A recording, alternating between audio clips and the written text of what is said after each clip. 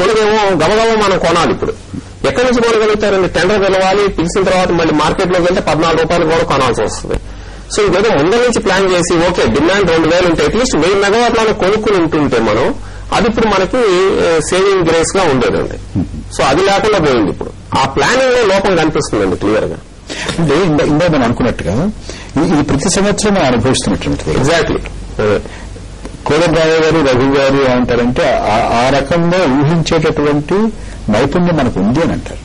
Definite గా ఉంటుందండి. ఇప్పుడు ఒక యూనిట్ డౌన్ అవుతుందండి, అయితే అది ఎప్పుడు వస్తుంది అనేది ఇంజనీర్స్ మన engineers one of the best engineers in the world అండి. వెళ్ళి అసెస్ చేయలేరండి ఒక ప్రైవేట్ యూనిట్ 450 అలా అయితే మీ దృష్టిలో దోషం ఎక్కడుంది? ప్లానింగ్ లోనే లోపం ఉందండి. మన ఇప్పుడు I cannot blame the engineers.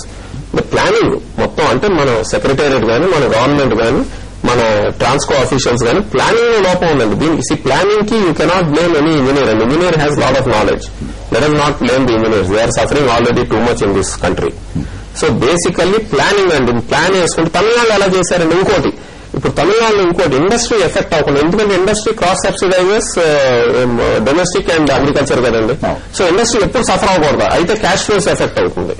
So జరుగుతుంది ఏంటంటే వాళ్ళు ఏం చేశారంటే ఇండస్ట్రీ ఎఫెక్ట్ అవ్వకుండా ముందు నుంచే ఫీడర్స్ అంటే టెక్నాలజీ కూడా డెవలప్ చేసి పెట్టుకున్నారు వాళ్ళు. ఫీడర్స్ దగ్గర నుంచి అన్ని. సో ఇప్పుడు రెడీగా ఉందండి తమిళనాడులో industry is ready to buy at 6 rupees and 8 rupees also. 4 rupees అయితే డబల్ ద రేట్ ఇచ్చి కొనుక్కోవడానికి ఆ డిఫిషిట్ అంటే ఆ 30% 20% ఏదైతే డిఫిషిట్ ఉందో అది కొనుక్కోవడానికి వాళ్ళు రెడీగా ఉన్నారు. మన ఇండస్ట్రీ కూడా దరిదాపు మేము కన్విన్స్ చేసాం 50% of the industry is ready to buy ఆ డిఫిషిట్ పవర్ ని డబల్ ద రేట్ ఇచ్చి కొనుక్కోవడానికి కూడా రెడీగా ఉన్నారు. హరీష్ ప్రసాద్ గారు, మళ్ళీ ఒక్కసారి మనం క్షేత్రస్థాయికి వెళ్దాం. క్షేత్రస్థాయిలో ఇవాళ కర్నూలులో ఉన్నటువంటి పరిస్థితి ఏంటి అనే విషయాన్ని మన ప్రతినిధి శివనాగరాజు అందించడానికి సిద్ధంగా ఉన్నారు. శివనాగరాజు గారు, కర్నూలులో ఎప్పుడు కరెంట్ వస్తుందో ఎప్పుడే పోతుందో తెలియనటువంటి పరిస్థితి నెలకొంది. జిల్లా అవసరాల మేరకు 60 లక్షల యూనిట్లు అవసరం కాగా 50 లక్షలు మాత్రమే సరఫరా అవుతుంది. ఈ నేపథ్యంలో మనం చూస్తున్నాం ఇప్పుడు మొత్తం కూడా పిల్లలందరూ కూడా కరెంటు పోయి దీపం కాంతుల్లో లేకపోతే బల్బులు దీంతో కొవ్వొత్తుల యొక్క వెలుతురులో చదువుతున్నారు. ఈ నేపథ్యంలో వాళ్ళు అసలు అడిగి ఎప్పటి నుంచి పని చేస్తున్నారు ఏంటంటే తెలుసుకుందాం. వాస్తవంగా మీరు ఏం చదువుతున్నారు, ఎప్పటి నుంచి కరెంటు పోతుంది ఏంటి? సార్ నేను ఇంటర్మీడియట్ చదువుతున్నాను, ప్రభుత్వ జూనియర్ కళాశాల ఇంటర్మీడియట్ చదువుతున్నాను. అయితే కర్నూలు నగరంలో వైఎస్ రాజశేఖర దుర్మరణం, అదేవిధంగా వేర్పాటు ఉద్యమంలో మేము 2 నెలల పాటు మేము చదువుకు దూరమైనాం. అయితే తీరా ఎగ్జామ్స్ ఈ నెల 10వ తేదీ నుంచి స్టార్ట్ అవుతున్నాయి. అయితే ఎగ్జామ్స్ స్టార్ట్ అయ్యే మూమెంట్ మేము చదవాలనుకుంటున్నాం. అయితే చదువుతున్న పరిస్థితుల్లో కరెంటు వేల పాయలు లేకుండా పోతుంది. గ్రామీణ ప్రాంతాల్లో అయితే రాత్రి 10 గంటల కరెంటు వెళ్లి మళ్ళీ ఉదయం 5 గంటలకు వస్తుంది. అదేవిధంగా ఉదయం మళ్ళీ 9 గంటలకు వెళ్ళి సాయంత్రం 6 గంటలకు వస్తుంది. ఈ విధంగా కరెంటు వేల పాయలు లేకుండా వెళ్ళిపోతుంది. అయితే మా డిమాండ్ ఏమిటంటే పరీక్షలు అయిపోయేంత వరకు కరెంటు కోత విధించకుండా రాష్ట్ర ప్రభుత్వం చేయాలని చెప్తున్నాం, చేయడం మా డిమాండ్ చేస్తున్నాం. మరికొంతమంది ఈ విద్యార్థుల యొక్క తల్లిదండ్రులు విద్యార్థులు కూడా ఇక్కడ ఉన్నారు. వాస్తవంగా వాళ్ళకి అడిగి మనోభావం తెలుసుకున్నాం. వాస్తవంగా అసలు కరెంట్ కోత ఎలా ఏర్పడుతుంది, వాస్తవంగా ఏంటి?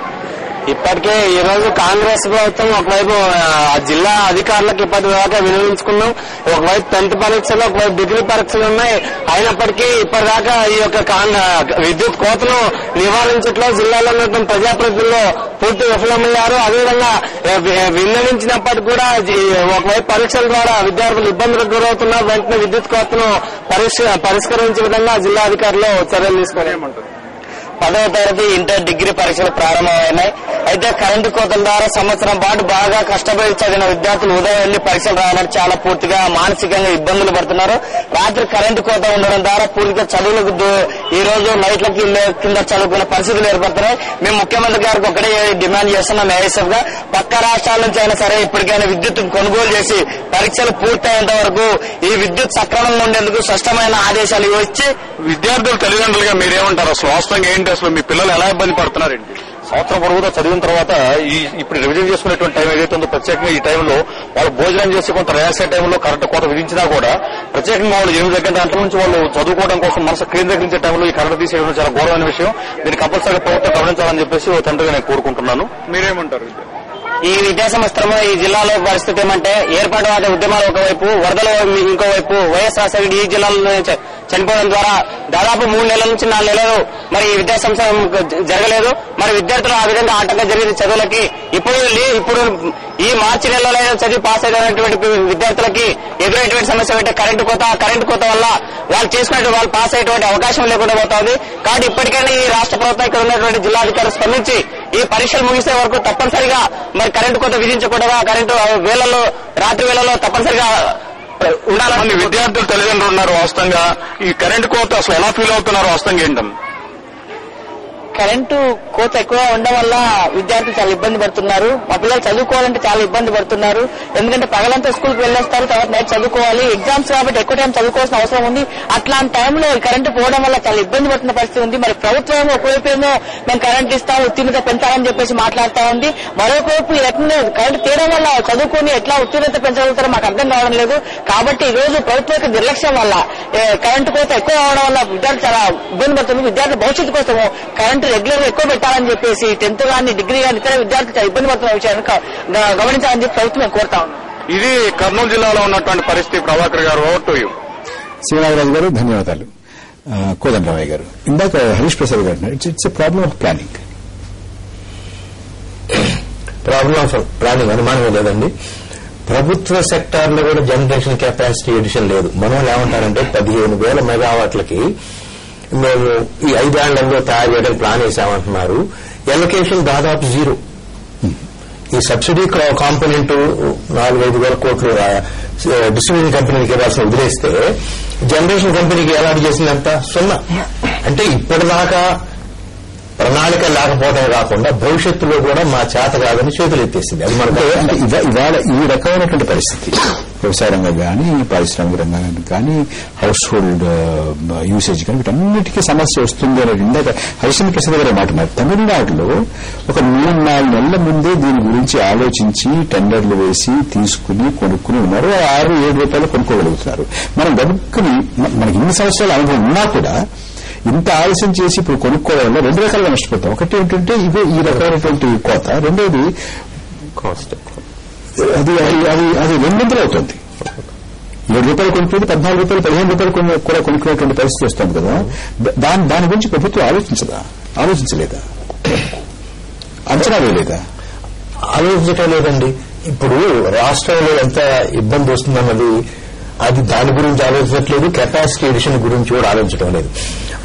ఉదాహరణకి తమిళనాడులో ఆయన గారు చెప్పింది వేరే యాంగిల్స్ లో కూడా చూస్తే తమిళనాడులో మొత్తం 5,000 మెగావాట్ల విండ్ పవర్ పెట్టొచ్చండి. 5,000 మెగావాట్లు పెట్టేసారు దాదాపు పక్కన. మన దగ్గర 8,000 మెగావాట్లు పెట్టొచ్చు అన్నాము, 100 మెగావాట్లు దాటలేదు. అంత తేడా అన్నమాట. ఇప్పుడు మీరు ఒక 10 కోట్లు జేబులో వేసుకొని తమిళనాడు పోతే 4 రోజుల్లో మీరు ప్లాంట్ పెట్టి బయటికి రావచ్చండి, విండ్ ప్లాంట్. ఇక్కడ 2 ఏళ్లైంది, 3 ఏళ్లైంది. అసలు పీపీఏ కంక్లూడ్ చేయమని ఈఆర్సీ చెప్పినా గానీ నిన్న మొన్నటిదా కూడా క్లియర్ కాలేదు. ప్రైవేటు వాళ్ళని జనరేటింగ్ స్టేషన్లు పెట్టనివ్వడం లేదు, ప్రభుత్వం పెట్టడం లేదు. జెన్కోకి ఈ కంపెనీలకి 10-12 వేల కోట్ల రూపాయలు అప్పులు ఇవ్వాల్సింది గవర్నమెంట్, అది ఇవ్వటం లేదు. వాళ్ళు చాలా ఎక్కువ ధరకు బ్యాంకు నుంచి డబ్బులు తెచ్చారు.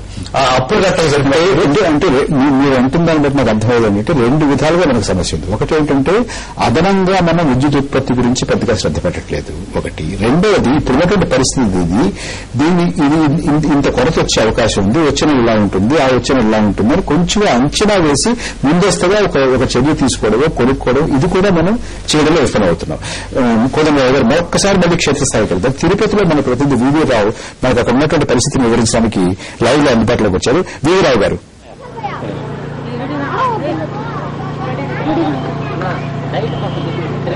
ఓకే.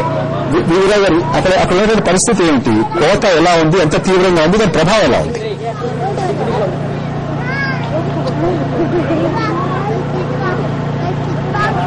రావు గారు, నా మాట వినపడుతుందా మీకు? రావు గారు, తిరుపతిలో కర్నూలు జిల్లాలో కరెంటు కోత విపరీతంగా ఉంది. ఎప్పుడు కరెంటు వస్తుందో పోతుందో తెలియని పరిస్థితి నెలకొన్నాయి. అయితే తిరుపతి రోజుల్లో మనం గంగనగూడ గ్రామంలో ఇక్కడ ఉన్నాం. మనం ఇప్పుడు ఇక్కడ ఉన్న రైతులు అడిగి తెలుసుకున్నాం ఎలా ఉంటుంది మీ ఊళ్ళో కరెంటు ఎప్పుడు వస్తుంది, ఎప్పుడు పోతుంది, ఎలా వస్తుంది, ఏ టైంలో పోతుంది మాకు తెలియదు తెలుసా. రాత్రిలో నెలలు మేలుకుంటే ఏ టైంలో వస్తుంది ఏ టైంలో పోతుంది మాకు తెలియదు. తీరు పూసిన అప్పుడు పోయినప్పుడు 5 ఆడిపోయేసి మళ్ళీ ఇంటికి వచ్చేవాడికి 5 నిమిషాలు పోవస్తుంది. ఆ పశువులు ఒక 2 పావులు ఇచ్చేట్టు కూడా ముగిసిపోయి ఆ కరెంట్ నుంచి 2 ఎకరాలు చెరుకు నాటితే అది ఎండిపోయింది, చెరి చెట్టు 1 ఎకరా నాటితే అది ఎండిపోయింది, మడి ఎండిపోయింది. ఈ గవర్నమెంట్ అంతా మోసం అయిపోతుంది. ఎప్పుడు కరెంట్ వస్తుంది ఏ టైంలో వస్తుందో పోతుందో మాకు అర్థం కావాలి. ఏ టైం అనేది మినిమం మాకు పట్ల ఏ టైం అనేది ఇన్ని గంటల నుంచి ఇన్ని గంటల దాకా వస్తాను కూడా మాకు ఏది తెల్లా లైన్ మ్యాన్ అడిగితే మాకేం తెలుసు ఆయన ఏఈ నది అంటాడు, ఏఈ అడిగితే డిఏ అడిగితే సిఈ ఆఫీస్ నది అంటాడు. ఏది మాకు అర్థకాని పరిస్థితిలో కరెంట్ అమ్మతో వస్తాం. అది మీరు చెప్పండి, మీరు ఎన్ని ఎకరాలు పంట వేసారు? అసలు 7 గంటలు ఇస్తానన్నారు, 7 గంటలు ఇచ్చేది లేదు, 5 గంటలు ఇస్తా ఉన్నారు. నువ్వు ఎప్పుడు వస్తావో ఎప్పుడు పోతావో మాకు తెలియదు. అది మీరు చెప్పండి. మన రాష్ట్ర ముఖ్యమంత్రి స్వర్గీయ వైఎస్ రాజశేఖర రెడ్డి గారు స్వచ్ఛమైన కరెంటు, నాణ్యమైన కరెంటు వదులుతామన్నారు. ఎప్పుడు ఏ కరెంటు వదులుతారో మాకు అర్థం కాని పరిస్థితి అయిపోయింది. చెరుకు ఎండిపోతా ఉన్నది, చెరుకు తోట అసలు ఎండిపోతా ఉన్నది, మడి పూర్తిగా ఎండిపోతుంది. పశువులకి పశుగ్రాసం లేకుండా నానా అవసరం పడతా ఉన్నాము. గంగనగొండ నుంచి మాట్లాడుతున్నాను రైతు నేను.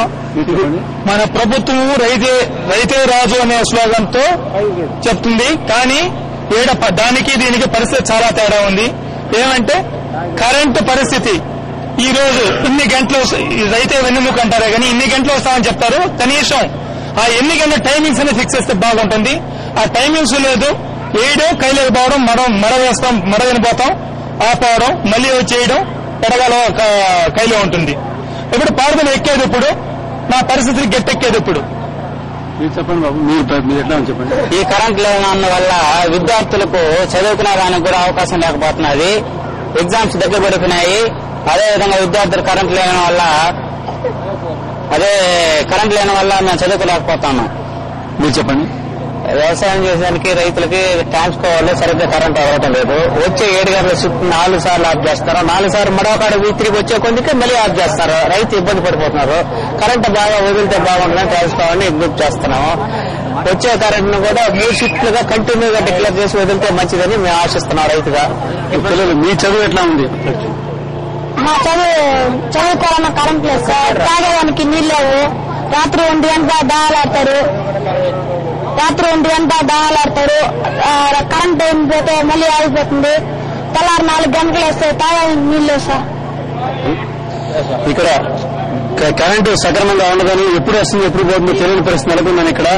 అయితే గ్రామాల్లో వేసిన పంటలు కూడా ఎండిపోయి చెరకు, వేరుశనగ పంటలు ఎండిపోవడం వల్ల తీవ్రంగా నష్టపోతామని చెప్తున్నారు. ఇక్కడ ఈ ప్రాంతాల్లో ఇప్పుడు వరి కూడా వేసినటువంటి రైతులు ఉన్నారు. వాళ్ళు కూడా కరెంటుకు రావడం పోవడం అనే సమస్యతోటి ఇబ్బంది పడుతున్నారు.